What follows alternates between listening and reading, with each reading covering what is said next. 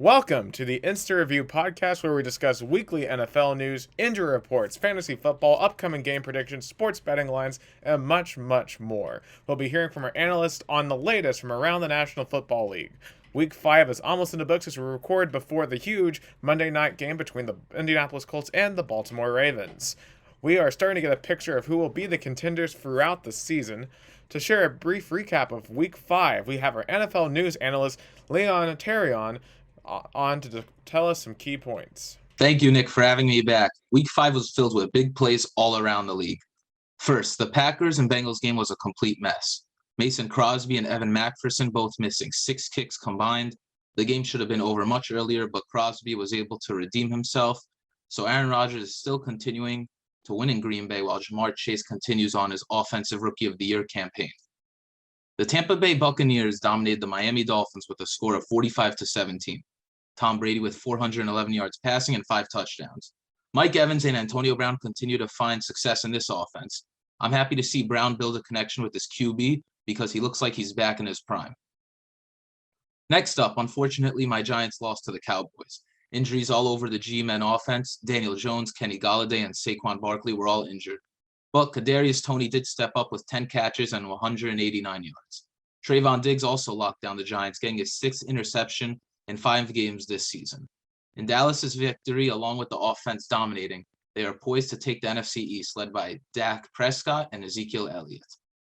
Derrick Henry continues to run all over teams in the NFL, 130 rushing yards and 3 touchdowns against the Jacksonville defense. Tennessee continues to climb the AFC rankings with their stud running back. In the New Orleans Saints and Washington football team game, Jameis Winston and Marquez Callaway developed their connection. Winston threw 4 touchdowns, 2 went to Callaway, including a last-second Hail Mary before halftime. Undrafted last year, now the number 1 receiver in New Orleans, the story of Marquez Callaway just keeps getting better and better. The Chargers and Browns in a shootout, 47-42 Chargers. Justin Herbert and Baker Mayfield continued to trade punches in their Sunday matchup. Justin Herbert with 5 total touchdowns on 398 yards passing, hoping to lead LA to their playoff berth. In Sunday's primetime game, the Bills knocked off the Chiefs in the AFC Championship rematch. Josh Allen went off against the Kansas City defense. Also, Emmanuel Sanders and Dawson Knox making big plays. Patrick Mahomes struggled, and his team is now 2-3. It is concerning and unusual to see the Chiefs with a losing record. I think the big question is, can they get back into their winning form? And finally, the Arizona Cardinals are the lone undefeated team in the NFL at 5-0. Kyler Murray continues to look unstoppable in his 3rd NFL season. His mobility around the pocket is unbelievable, especially his throws to rookie wideout Rondale Moore. Yeah, as someone who saw a lot of Marquez Callaway in college in person, it is amazing to see him become the wide receiver number 1 in New Orleans. But that's not what I want to ask you about first and foremost. I want to ask you about Urban Meyer. The Jaguars have fallen to 0-5. They've lost their 20th straight game in a 37-19 blowout loss to the Tennessee Titans.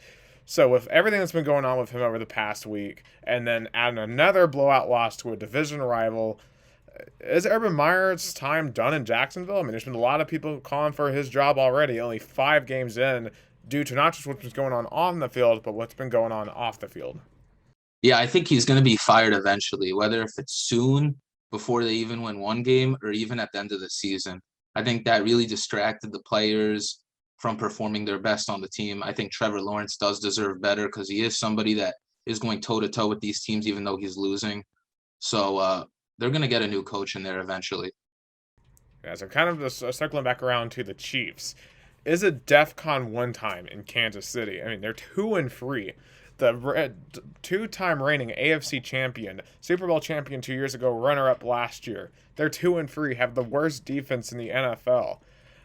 Is this a team that can be fixed this year? The Chiefs, I still think, can make a run for the playoffs, but 2-3 is concerning. We're definitely not used to seeing Mahomes losing or having a losing record, but they still need to build around that defense. I think a lot of the money being spent should have been spent a lot better. They gave Mahomes that big contract, a lot with the offensive line, Chris Jones on defense, but that's also just one player.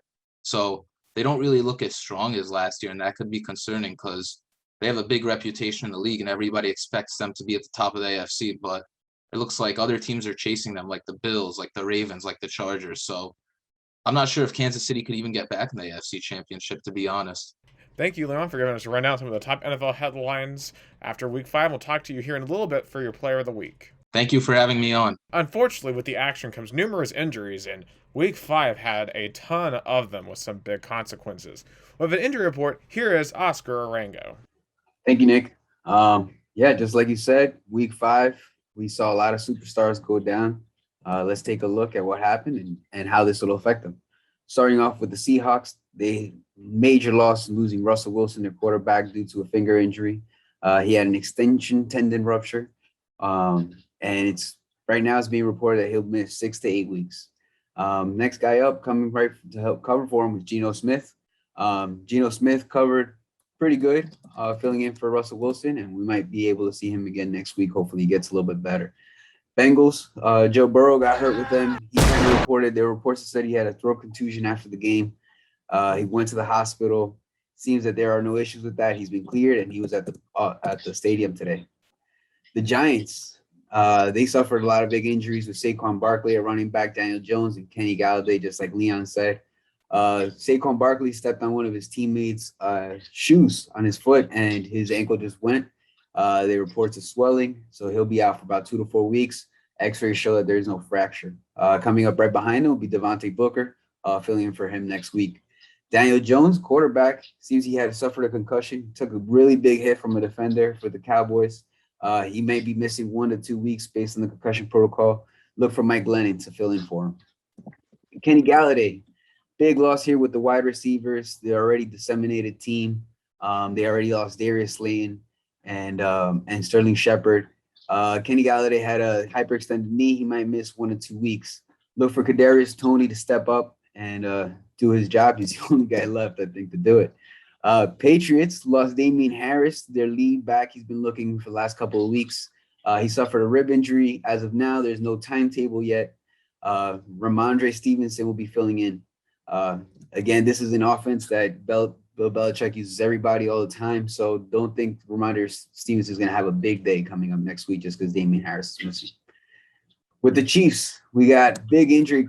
Superstar Clyde Edwards-Helaire at running back suffered a knee MCL injury, and right now there is no timetable, but he couldn't walk off the field. He had to be helped by his teammates before getting carted off. Filling in for him will be Darrell Williams and Jerick McKinnon. The Chiefs running game to this point has been pretty anemic, so we'll see how Darrell Williams fill in and Jerick McKinnon. The Chiefs also lost Tyreek Hill at wide receiver. He kind of reported a knee injury. Reports right now are that he's expected to come back for next week. The Steelers, injury suffered by Juju Smith-Schuster at wide receiver. He seemed to have a shoulder injury. We're still waiting on reports from imaging and things like that. But coming in right behind will be Deontay Johnson, Chase Claypool, and James Washington coming in. And you can even almost expect some more reps coming down Najee Harris's way because of this injury. The 49ers, kind of a last-minute injury report for today, reported Trey Lance at quarterback with a left knee sprain. He might lose 1 to 2 weeks. It's important to note that the 49ers are actually on bye week next week. But if he can't come back, Jimmy Garoppolo is also scheduled to come back from his injury. So let's look to that for next week as well. And thank you. That's my injury report for Week 5. Yeah, so I kind of want to go back to that really, really big injury from Thursday night with Russell Wilson. So obviously, DK Metcalf, Tyler Lockett, they're taken up in practically every fantasy league. They're starters in practically every fantasy league. But with Geno Smith at quarterback, and I know he looked good in relief, but week after week after week, over the next 2 months, with Geno Smith as starting quarterback, personally, as a Tyler Lockett owner in fantasy myself, that makes me nervous. I'm thinking about sending him to the bench. Oscar, do you think those 2 receivers are trustworthy, and has their stock fallen without Russell Wilson at quarterback? Well, and on Sunday, we saw how Geno Smith could fill in. Back when Geno Smith was coming in with the Jets, he kind of had that mobile quarterback kind of prototype, maybe like a mini Russell Wilson, if you like. So a lot of times I think we have to think about, will they let Geno Smith cook? We got injuries at the running backs. Chris Carson missed this week. Alex Collins filled in. He didn't do all that great. They need to have a balanced offense. So Geno Smith, he did well on Sunday. Hopefully he can fix it up. DK Metcalf, Tyler Lockett, these guys are explosive. They're men that they stretch out the field. They stretch out the defense. I think there's still a chance. I think they can still be pretty successful. Yeah, and going back to Cincinnati with that Joe Burrow situation, because that was a really interesting. Because he finished the game yesterday, but then gets rushed to the hospital with a throat contusion. But obviously, it's good to hear that he's going to be able to play this weekend at Detroit. But is there any concern that that throat injury would potentially affect his on-field performance at all? Well, I kind of looked this up actually, and it says that most of the injury, the reason they noticed it was because he had trouble breathing right after the game, and that's when they took him to the hospital. Because they say it's a contusion and he's fine, I think the only thing that might be able to limit him is pain with movement, moving his neck, moving up and down. But he finished the game, so hopefully it shouldn't carry over to next week. With these injuries in mind, let's shift over to fantasy football with you, Oscar, and recap who had a monster week 5. All right, here we go. Fun stuff. This is always good, talking about guys who did great this weekend. Starting off on the top of her top 5 performers in standard scoring, we got Justin Herbert at QB. He had 5 total touchdowns, 398 yards. This rookie's just blowing lights out. Coming in at second is the polar opposite of him in the NFL, Tom Brady, quarterback, throwing for 411 yards, 5 passing touchdowns. The guy keeps shutting down all the haters. They keep coming back, and he keeps telling them that he's doing it. Devontae Adams with the Packers, 11 catches, 206 yards, 1 touchdown. Josh Allen, dual threat quarterback, 315 yards, passing for 3 touchdowns. Also, he rushed for 59 yards and 1 rushing touchdown. And Mike Williams, following that ping pong from Justin Herbert, 165 yards and 2 touchdowns. So these guys are doing great. I also got some surprise performances. You mentioned DK Metcalf. He actually stepped up on Thursday night with the Rams. He caught touchdowns from both Russell Wilson and Geno Smith. He did great for them. He hopefully keeps stepping up for next week. Kyle Pitts, rookie tight end. He caught 9 receptions, 119 yards with 1 touchdown versus the Jets. This could be his breakthrough game. This kind of may establish him for the rest of the season. Hopefully he stays consistent. And Derrick Henry still doing it. 130 rushing yards, 2 touchdowns.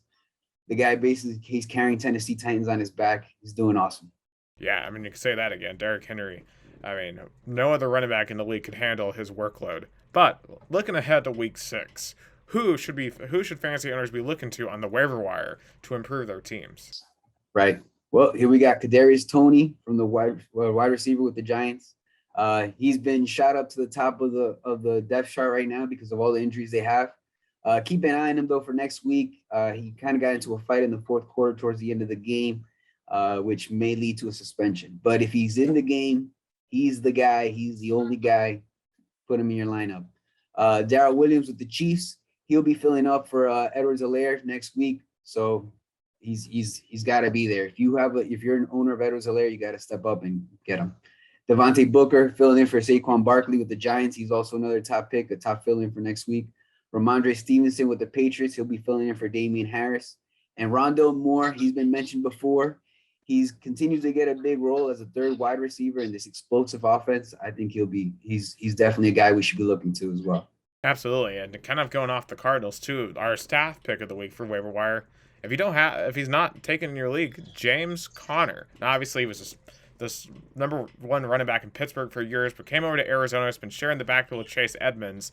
Edmonds has been dealing with some injury issues, so Conner has been taking up the slack. And in a close, tight game yesterday that they had against 49ers, Conner was really able to be that RB1 that they needed from him yesterday. He gets a lot of the carries down the red zone, so he gets a lot of that touchdowns because Chase Edmonds, despite until yesterday having more than 10 points per game, he hadn't reached the end zone. So James Conner has been the running back that has been getting the touchdowns on that team. So if he hasn't been selected in your fantasy committee, definitely go out and get him. But Oscar, thank you so much for your input on fantasy and your injury report. You got it. Thank you, Nick. All right, now, do you want to make some money? Here is Connor Kennedy. All right, thank you, Nick. So for these Week 6 matchups, I'm going to start off with the Minnesota Vikings versus the Carolina Panthers. The Panthers are favored by 1 point, and the over-under is 46. Now, this Panthers team is coming off a tough loss against the Eagles, and as they've been playing better competition recently, alongside injuries to J.C. Horn and Christian McCaffrey, they've looked worse. Meanwhile, the Vikings won on Sunday playing the Lions, and their star running back, Dalvin Cook, is most likely coming back for this Panthers game. CMC is also possibly returning for this game, which will prove a challenge for the Vikings defense. Despite Sam Darnold's redemption tour throughout the first 3 weeks, he fell back to earth, throwing 3 picks on Sunday.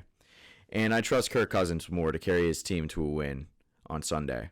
Now, this next team matchup is the Los Angeles Chargers versus the Baltimore Ravens. And the Ravens are favored by 3.5 points, and the over-under is 51.5. Now, the Chargers are looking more and more like the favorites to win the AFC West every week, with Justin Herbert playing like one of the best QBs in the league. While the Ravens are also looking great despite their main running backs going on IR before week 1, with Lamar being explosive as usual and their defense remaining one of the best in the league, with their draft pick of Odafe Owe in the first round being a pretty sneaky pick so far. He's playing pretty well. Now, the Chargers were still able to win on Sunday playing the Browns when the Browns scored 42 points, and that's based off the Chargers' quarterback play and solid run game. And they look to be the toughest team that the Ravens will face so far in the season. So I'm going to go with the Chargers for this one. Now, this next matchup is going to be between 2 AFC West teams who somewhat surprisingly started 3-0. It's going to be the Las Vegas Raiders versus the Denver Broncos. The Raiders are favored by 3 points, and the over-under is 44.5. Now, Denver fell back to earth these past couple weeks playing the Ravens and Steelers, with their simplistic offense being exposed for what it is. And the Raiders haven't played that well these past couple weeks either, losing to the Chargers and the Bears. Now the Ravens are the Raiders are favored in this matchup, and the level that their offense has been playing at justifies this pretty well, as well as their defense being improved from last year, with their pass rush being a key component of it. Now the Raiders are more loaded on offense than Denver, and the Broncos also don't fare well against good defenses, at least so far this season. So I'm going to go with the Raiders for the dub. In this last game, it's going to be between 2 playoff contenders, the Arizona Cardinals versus the Cleveland Browns. The Cardinals are favored by 2.5 points, with the over-under being 51. Now, as we know, the Cardinals are the only undefeated team left in the NFL, with Kyler Murray looking like an early MVP candidate alongside a great receiving core, and James Conner playing some of the best football of his career so far. While the Browns are coming off a tough loss at SoFi Stadium against the Chargers, but despite this, their running backs ran for over 200 yards, and Baker Mayfield played pretty well, honestly, throwing for 305 yards and 2 touchdowns while completing over 70% of his passes. Now, I'm going to choose the Browns for the upset here, because despite their defense not playing well last game, they're top 5 in defensive success rate, while the Cards are a bit more inconsistent. And their defense against the run hasn't been all that great so far. So I'm going to go with the Cardinals losing their first game of the season so far. All right, so one of the games you didn't discuss was the Los Angeles Rams to the New York Giants. So the Giants are 10.5-point underdogs as we record this to the Los Angeles Rams. Lots of doubts of whether or not Daniel Jones is going to be able to play, or not Saquon Barkley's going to be able to play, and obviously with Kadarius Toney and his whole situation. So, depending on who plays and who doesn't, how do you think that line's going to fluctuate? Do you think that line could grow substantially, even though it is a West Coast team traveling to the East Coast, and those typically end up benefiting the East Coast team quite often? Or if the Giants were to somehow get the majority of those pieces back, do you think that line would drop a lot? How would you approach this game as a bettor? Honestly, I think with those injuries, the Rams' point differential, they're just going to be favored by more points, honestly. I mean, Jones, from what I can tell, will probably be back by this game. So that's definitely going to help. If Mike Glennon was the signal caller for the Giants for this game, I'd expect that Rams point differential to be like 17 or 18 points. But with Saquon Barkley being out, that's, obviously that's still going to hurt. That's their star running back. And they put a lot of draft capital into him. And as we know, the Giants are not a very good football team right now. Meanwhile, the Rams, well, they've looked worse, especially within that loss to the Cardinals. I think they're still contenders for the 1 seed in the NFC. So, yeah, honestly, with those injuries with New York, as well as just how they've looked over the past couple weeks, I honestly just see the point spread favoring the Rams even more. Yeah, and obviously, I want to go back to that Cardinals-Browns game you were discussing, because obviously you picked the Cardinals to lose their first game of the season in this game. But I kind of want to ask more about that over-under, because we saw the Cardinals and the Browns play two different types of games. The Cardinals won 17-10 against San Francisco in a low-scoring defensive slugfest, while the Cleveland Browns lost 47-42 in what was just an absolutely entertaining shootout. So for the over-under in this game, which is 51, do you think this is going to be more of a shootout that's going to exceed that 51 number, or do we think we're going to see more of a game like we saw in Arizona yesterday where it might be below that number? That's a good one. Well, this is definitely going to be one of the best games of next week. And I could see it being a shootout. However, I do predict that this Browns defense is going to bounce back from last week. I think, with the way the Cardinals kind of played ugly football, I could see the Browns holding them to at least maybe like a touchdown or two less than the Browns. So I could definitely see it being a shootout, but I wouldn't say that's a sure thing yet. I just trust this Browns defense much more than the Cardinals. I mean, both their pass rushers both their pass rushing guys are like all really good. Obviously, Chandler Jones played pretty well. J.J. Watt, he's still been productive. Meanwhile, with the Browns, Jadeveon Clowney's bounced back from a rough year in Tennessee, and Myles Garrett is a generational talent, like I've said before, and I'll say it again. However, I don't know. Like I said, I could see it being a shootout, but with the way the Cardinals kind of played erratically last game, I could see the Browns winning by 2 scores. That'll be very interesting to see if that happens. But thank you so much, Connor, for your sports gambling segment. All right. Thank you, Nick. Appreciate it.